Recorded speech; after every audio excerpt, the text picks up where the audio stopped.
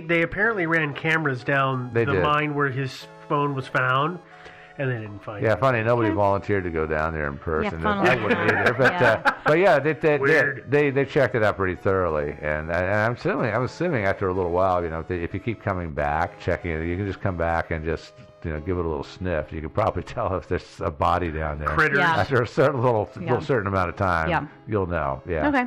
Well, never mind they on did that check. theory. They did check the mine shaft. Great. Although I guess if you really, Kenny could have taken a shovel and gone down into the bottom and dug himself out a little side passage and then buried himself in there. But again, I think flood. Or flood, yeah.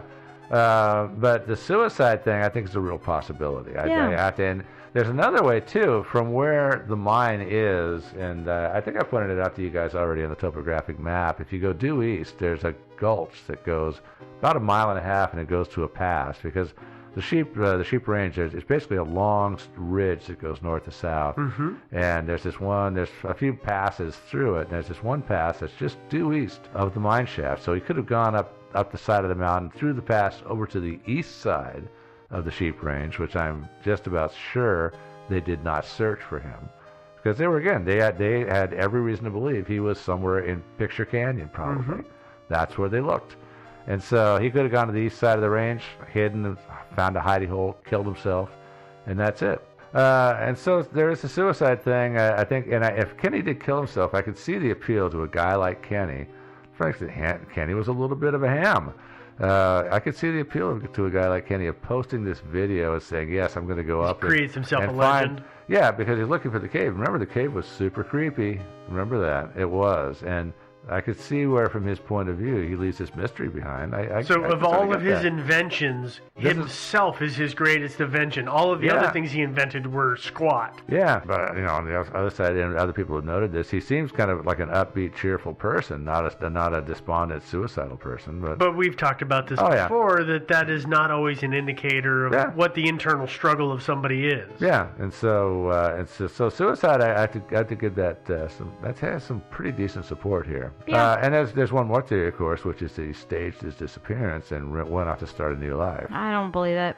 Yeah, well, it could have been the same thing. Like I said, he drops his phone, goes back to the Jeep, and he pulls a bicycle or a moped out of the back of the Jeep and heads off to start his new life.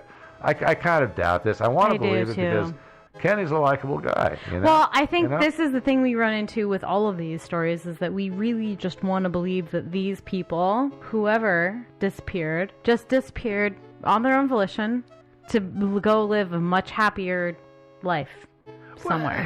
Yeah, I mean, the thing is that if he's got all this financial strife in his world, at this day and age, at that time, I mean, we've just, 2008 is when the financial collapse happens.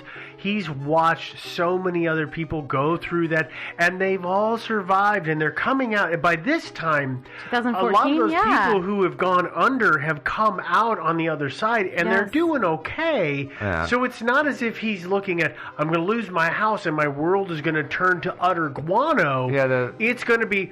It's going to suck for a while, but it's going to be okay. Yeah, he sees other people have gone down that same path. Yeah, and I have no idea what the real estate market was like in Las Vegas in 2014. Not good. Yeah, I'm pretty sure it's just as crappy as better. everywhere else. Well, better, but not good. Yeah, I mean, it was like, it wasn't as bad as it was in like 2008, 9, 10. Right, but it's not a booming bubble economy, which I believe is probably when he began because he'd had his home for 4 years.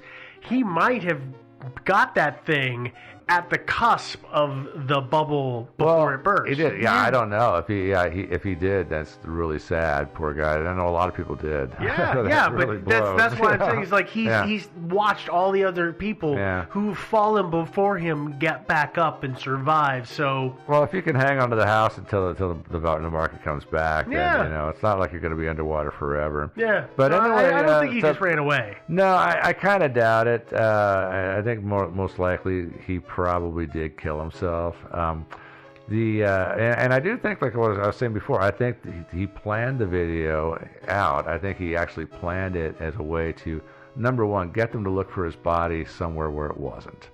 Number one. Number two, to get people to believe he'd gone out there and perished of a mountain lion attack or a horrible accident or something, so that people wouldn't think, oh, he could be it. And one of the things that I thought was really kind of interesting is where they found the phone. Because he hikes up there, presumably, again, we don't know, but he hikes up there, drops the phone, and his girlfriend said, by the way, that he carried these big cargo pants with, the Velcro pockets. The really cool guy pants. Yeah, he had those things, and he carried his phone in those things, and she said it seemed really unlikely the phone fell out accidentally. I'm sure... I'm sorry, I used to wear those kind of pants all the time, and crap fell out of them all the time. Steve, you are the exception. The fact of the matter is I have had cargo pants, and I never had my phone fall out of them. Devin, what were you going to say? I was just going to say something totally different. With the number of submissions that he made to Shark Tank? Yeah, 3 of them, yeah. He just seemed like a guy who was really searching for internet fame. Yeah. And in my mind, I guess I'm in the wrap-up phase of this episode. In my mind, this is a really super great way to get famous online. Oh, yeah. Is to make a video, to comment on someone's viral video, right? To say, you're right, I've seen this too. Yeah. And then when people are like, no, you haven't. People that were slamming him and hammering him and getting more attention. And as soon as everyone was like, no, you haven't, he's like, you know what? Screw you, I'm gonna prove it. Yeah. And he goes up. Never comes back. Whoops, you're right, I can't find it. It's so weird. And then goes up and drops his cell phone. Whoops, conveniently. Right there. Right? Yeah. I mean, to me, he just... and it is a happier ending, I guess, necessarily, than... It's a happier ending to say that he got what he wanted. Totally fabricated this whole thing, and he's living some really happy viral life somewhere else. I'm not willing to just grab onto the happier ending. I think that he didn't engineer his own demise in an internet way. I think he accidentally engineered his own demise with his own ill-preparedness. Do you think it was an accident? I think that he just was not prepared for what he got into, and when it hit the fan, Kenny realized that he was not as good at what he thought he was, but by then, it was too late to fix the mistake. Well, I guess here's the other thing I will say is that the number of guys on the internet who claim to be like amazing martial artists, taekwondo, samurai dudes. Yeah. Right? I've seen those videos. Are not. They get knocked over by a pug. Sure, right? But so I think there is a little bit of room to say Kenny could have been one of those dudes who goes out there and he's like, oh my god, I have no water and no food and I'm such a badass. But he's got an entire camelback full of food and water. No, that's but he's trying to represent himself as this kind of hardcore survivalist. Exactly. We don't know that Kenny wasn't BSing. We don't. Said that. We don't know that. We have no idea. We don't know. And that's why I really think that even though I think it's possible he did go out and just have an accident or die of thirst or whatever, it's possible. I think there's an element of planning here because, and it went into the video. Like I said, all the times he talked about stuff like, oh, it's really hairy, it's scary, it's like danger. He does make a lot out of that. He does talk to the all point the time of, about, dude, how many more times can you say it? Well, he does, and when you look at where the video began and where he left his phone, the exact same place. Almost, yeah. No, not almost. No, the exact place. So the video begins at the mine. Mm-hmm. The phone is at the mine, and that is where the search for Kenny begins also. Yeah. So I don't think that's a coincidence. No, I would agree with that. I think that he left it there deliberately. And either he went somewhere else to kill himself for whatever reason, or to start a new life. Or he did, and I choose, obviously, to believe because it's happier that he went off to start a new life. Well, I hope so, too. I agree. I totally agree. I hope that he's an amazing listener of ours, and he's listening to this and going, Kenny, send us some sort of cryptic email, or just send us a non-cryptic email. Yeah, whatever kind of email. So another mystery solved, the story of Kenny Beach. You probably want to send us, even if you're not Kenny, you probably want to send us an email. We have an email account, believe it or not, which is thinkingsidewayspodcast@gmail.com. And, oh my God, what else? Oh, we got a webpage. Yeah, a webpage. Those things are cool. Right? Yeah. It's called thinkingsidewayspodcast.com. where you can download our episodes, and you can buy merch. And there's links to all of our social media and stuff like that too. Absolutely. Which, by the way, we are on. We are on social media. We're now on Instagram, of course, and we've got all sorts of cool activity going on out there. And we're on Facebook, where we have a group and a page. So you can't friend us, but you can like our page, and you can join the group where there's lots of fun commentary and stuff going on. And let's see what else. Oh, yeah. Streaming. We're out on a lot of streaming services, especially Stitcher, who's our favorite right now. We like Stitcher because, hey, we just do. All right, and we are, of course, speaking of Stitcher, we are on Stitcher now, Stitcher Premium, which means that if you sign up and subscribe, then you get the content like 4 days earlier without commercials, and also you get bonus content, like an extra episode a month, which is awesome. And go out to Stitcher.com/thinking-sideways. If you sign up for 12 months, you get 1 month free, and use the promo code Sideways. Don't forget that. Where else are we? Apple, Google, iTunes, all iTunes, the other Google streaming Plus, services. Subscribe, leave a comment, leave a rating. All right, well, that's it. The only place where we're not is YouTube, but you never know. We might be going looking for a cave one of these days.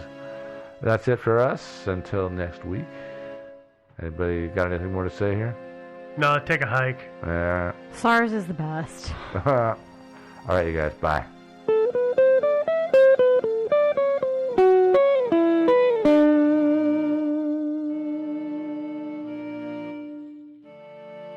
This episode of Thinking Sideways is not brought to you by the spiders that control the DMV.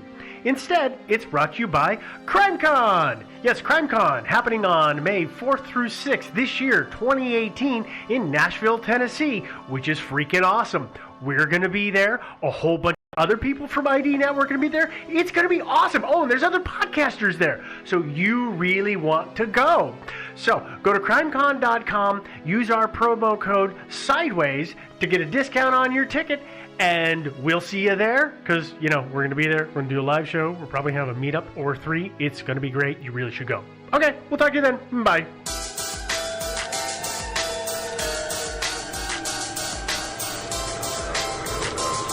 Thinking Sideways.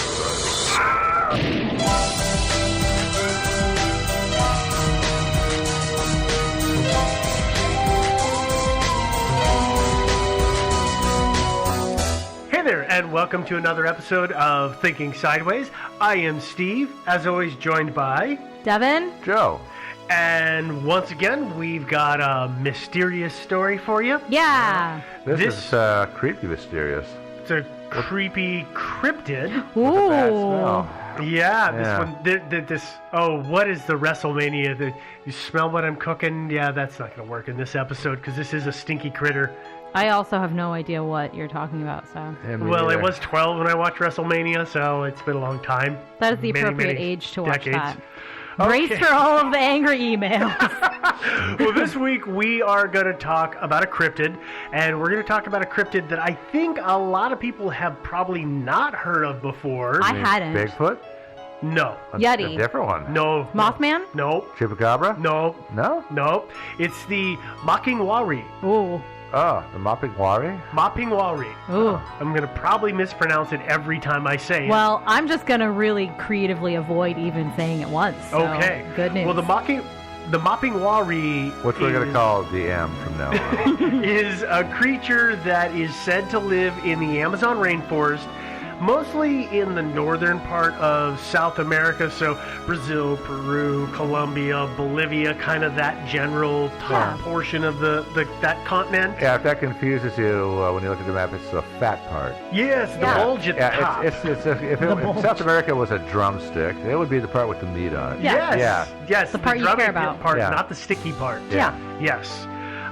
So the locals in that area have been telling each other stories for generations about this creature, and when the Europeans came to South America, they very happily told them about the Moping-Wari as well.